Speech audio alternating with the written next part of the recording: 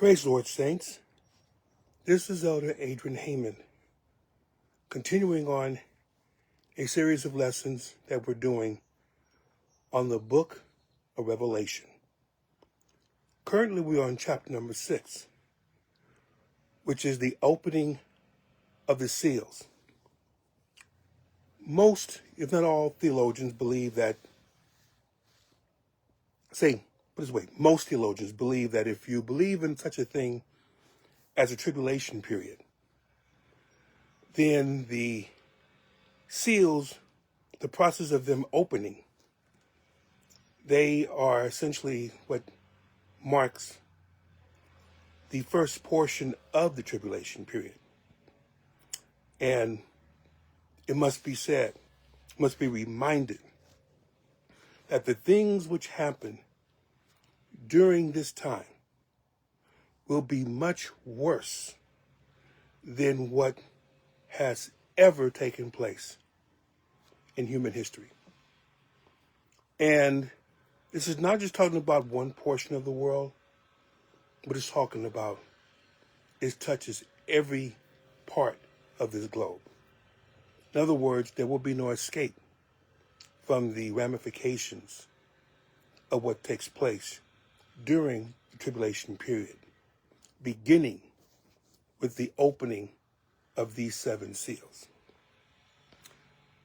We have to first make sure we know what's going on. Number 1, it is Jesus who opens the 7 seals. The 7 seals themselves are not an end. They are a process that contributes to the opening of a 7-sealed book or scroll. Probably scroll in John's day.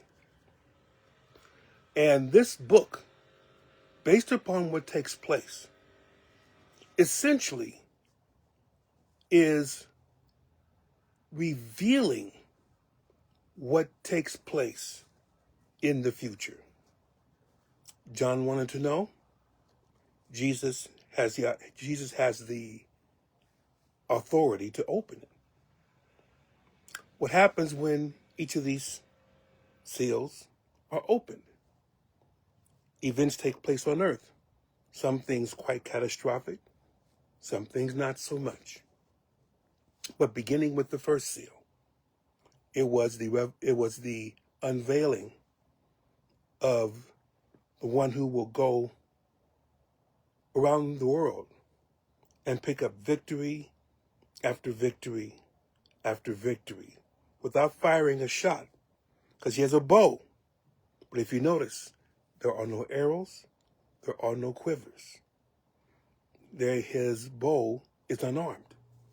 So he uses threat of force to get what he has always wanted, the rider of this horse.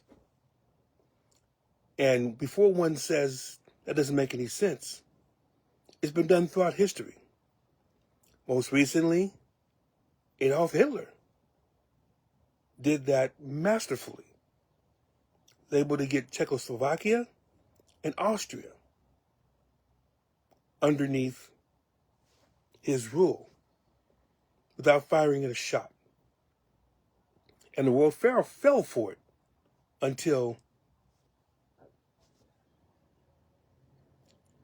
Hitler crossed into Poland. That was when World War II started. And I believe such of that may take place as well with this first seal. Because after the first seal, the second seal that's opened reveals violence on a worldwide scale. And that means wars, that means riots, that means gangland shootings, that means revenge shootings and killings and bombings. Anything that sheds blood, it's now put on hyperdrive. We have never seen anything like it. We will never see anything like this. That all of society becomes one big Wild West scene. Whereas it won't be anything for someone to kill someone else because they want what you have. But this is the second seal. So that lets you know this is going to actually cause, in many cases, the destruction of society, of social mores, and of law and order, which leads then to the third seal. What happens with the third seal? The third seal deals with famine, abject famine, outright famine. Put it in a different word, starvation. Well, it won't be just the poor and the homeless. Those who would have normally have been middle class will most likely be subject to starvation. A lot of people will die because of that. But it also talks about how the oil and the wine are not to be harmed. These are things that are discretionary items. You don't need wine. You don't need oil. But if you have the money, you'll pay for it, which means this. While starvation will spread around the globe, those who are rich won't care. You see it now happening. For a rich person, what does this price being raised up in oil prices doesn't mean anything for them? Their money is almost limitless, especially when you're dealing with the billionaires. Who cares about oil prices? There is a principle to be involved. Not to mention, people have a tendency to celebrate and to show off what they have in the midst of those who have absolutely nothing. We talk about the disparity between the rich and poor. I believe it will receive its greatest chasm during this time. And what does that bring? Let's go to Revelation chapter 6, verse number 7. And it says, and when Jesus,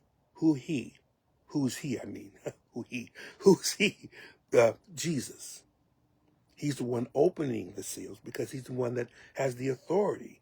Because the book that he's opening, from what all it's saying seems that it entails, this is a book to opening up the future. And only Jesus has the authority to know exactly what happens in the future. So if you're looking at people with familiar spirits, mediums, tarot card players, Ouija boards, whatever, try to find out your future, even the horoscope, that's not going to do it. At least not in the way and the depth that God always knows what the future holds.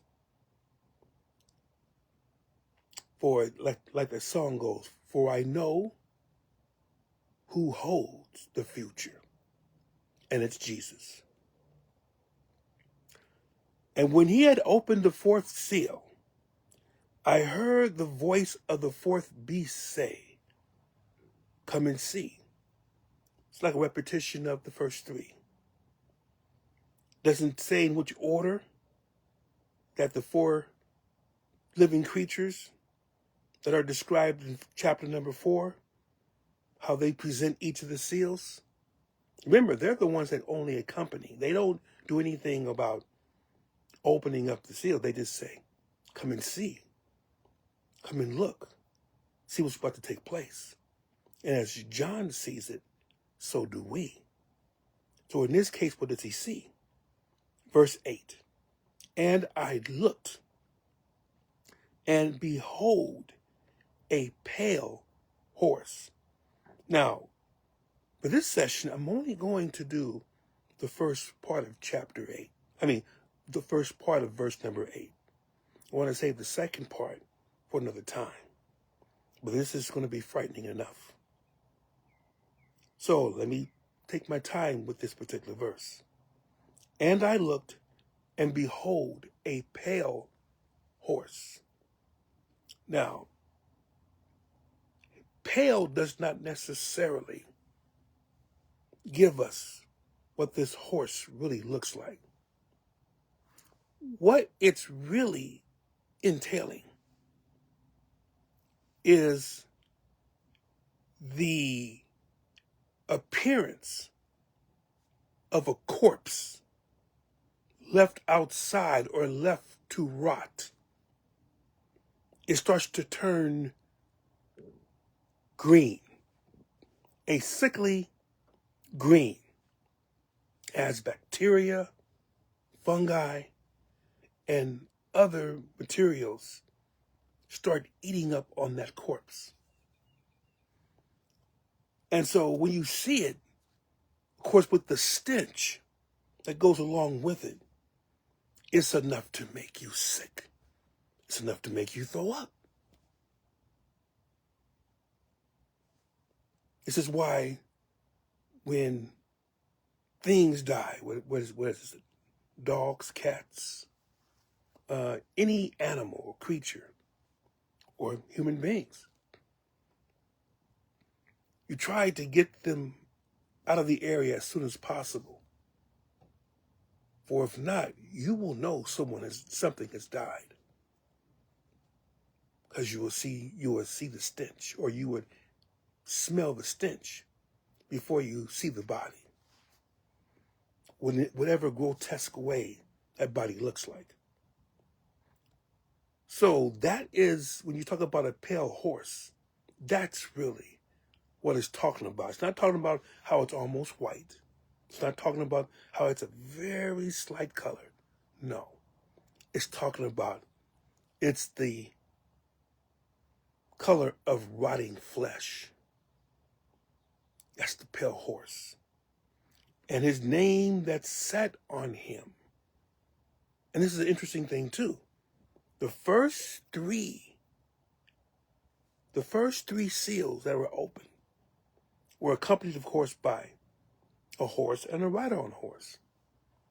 But the other two, or the other three, a name wasn't given to them. There was a bow given to the first rider. To the second rider was given a great sword. The third rider was given a balance, a pair of scales. But there was nothing given to this rider except a name.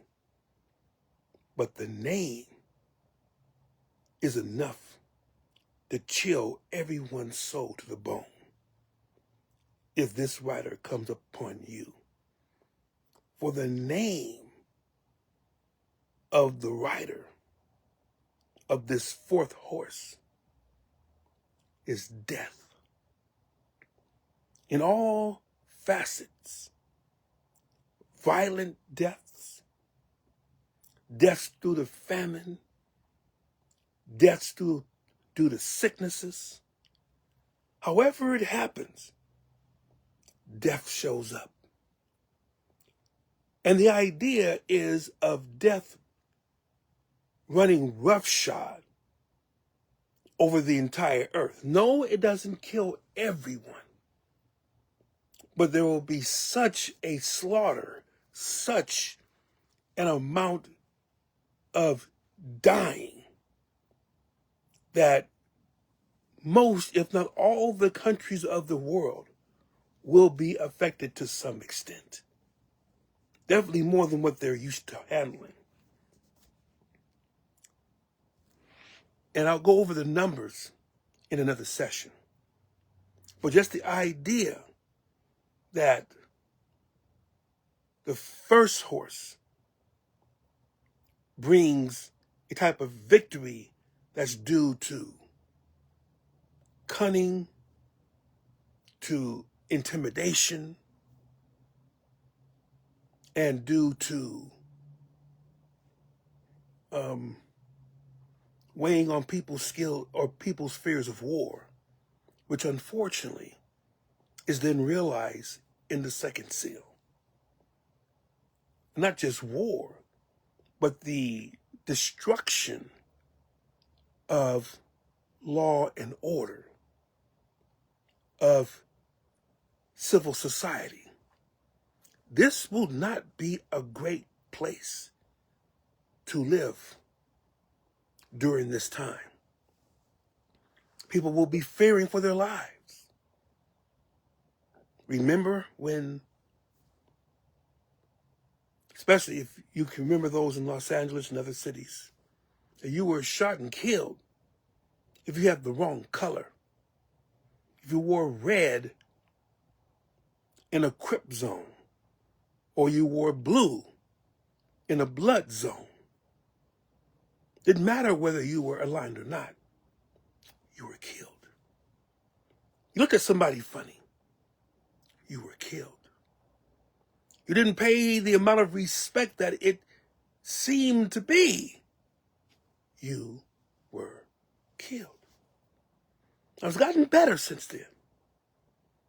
And people, we use the idea of violence around the earth, but we see the United States, their death rate from crimes has gone down some. And you may say, well, the Bible must not be prophesying about this correctly. Oh yeah, the Bible is. Because the U.S. is not the only country in the world. There are others whose death rates are skyrocketing. And remember, we're not in the tribulation yet. But when we are, and hopefully you're not here when it happens, because of the downgrading of civil order, the death rate will skyrocket in virtually every country on this earth.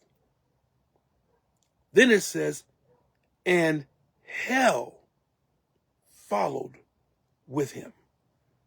Now, this is important to understand the context of what's being said, because I was telling someone else about context, and how people get interpretations, the wrong interpretations, because they don't understand the context in which something is being said. This is one of those things. And hell followed with him. This is not talking about the hell that we know to be banished to if you disobey the Lord. Start talking about that. Hell in the Greek comes, or hell, the words translated as hell, there are at least 3 of them. And they're not all the same. One talks about the place where the unclean angels, who are so powerful they are, if they were unlocked, they would destroy the earth. They're locked in there. It's called the abyss, bottomless pit, Tartarus, Tartaru. That's one designation of hell. Second one is the place where all the unrighteous go to, where they are punished. And it says they're in a holding cell until they face the final judgment from God. But even in the holding cell, they're being punished there. That's Gehenna. There's a whole story behind that, but I won't have the time to explain it there. But just let it suffice that hell, that's the one that we tend to refer to. Hell. But there's a third word that at times is translated as hell. And it comes from the word Hades. And in Greek mythology, Hades was the god of the dead. In other words, Hades, in this sense, becomes the realm of the dead. And so you can think about it in this way. If you look at verse number 8, and you see how death strikes a wide swath of the earth's population, and hell comes after to gather up the bodies. Is this symbolic? Of course it's symbolic. But the symbolism here does not make the actual things that take place any less horrific. Now remember, all this comes after what is known as the tribulation period begins. That there has been said in at least one section of the Bible that this will be a time that will be unprecedented, not since the world began. And in fact, that unless it was for the elect's sake, the ones who are praying, the ones who are telling, Lord, have patience, Lord, have mercy, which people are doing right now. There are people right now that are praying, Lord, have mercy, Lord, have mercy, Lord, have mercy, and continue to pray that same to God, because we don't want anyone to go to hell. Meaning the second one I was talking about.